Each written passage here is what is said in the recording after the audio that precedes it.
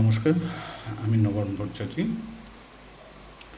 আমি ত্রিপুরার সমস্ত হিন্দু বাঙালি ভাই বোনদের এটা অনুরোধ করার জন্য আমি লাইভে এসেছি।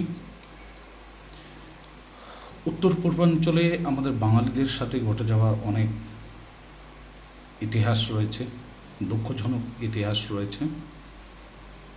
আগামী ভবিষ্যতে আমাদের ভবিষ্যৎ প্রজন্মকে সুরক্ষিত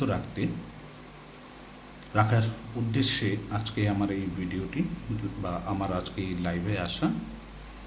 বহু ধরনের ষড়যন্ত্র চলছে গোটা উত্তর পূর্বাঞ্চলে। আমরা বাংলাদেশ থেকে, আমাদের পূর্বপুরুষরা বাংলাদেশের জন্ম হয়েছে 1971 সালে। ইস্ট পাকিস্তান আর পাকিস্তানের জন্ম হয়েছে 1947 সালে। তার আগে সেটা অখণ্ড ভারত ছিল।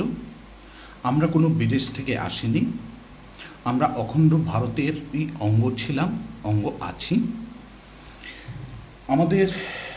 আমার ঠাকুরদা যখন এসছেন, সে ভারত স্বাধীনতার অনেক আগে এসছেন, আমাদের সবারই এরকমই, বা 1971 সালে এসছেন। কিন্তু ভারত থেকে বিভক্ত হয়েছে বাংলাদেশ এবং পাকিস্তান, ভারত থেকে বিভক্ত হয়েছে। আমরা বাংলাদেশে নই, আমরা অখণ্ড ভারতেই আছি, ভারতে ছিলাম এবং ভারতে আছি। আমাদের পূর্বপুরুষরা ভারতে ছিলেন, ভারতেই এসছেন, ভারতেই আছেন। কিন্তু আমাদের অনেককেই, আমি ব্যক্তিগত আমাকে বলছি না, আমার ভাই বোন অনেককেই বাংলাদেশি বলে আখ্যায়িত করে আমাদেরকে বিভক্ত করার চেষ্টা চলছে এবং আমাদের বিরুদ্ধে অনেক ধরনের ছলনা, অনেক ধরনের প্রবঞ্চনা, ষড়যন্ত্র, অনেক কিছু চলছে।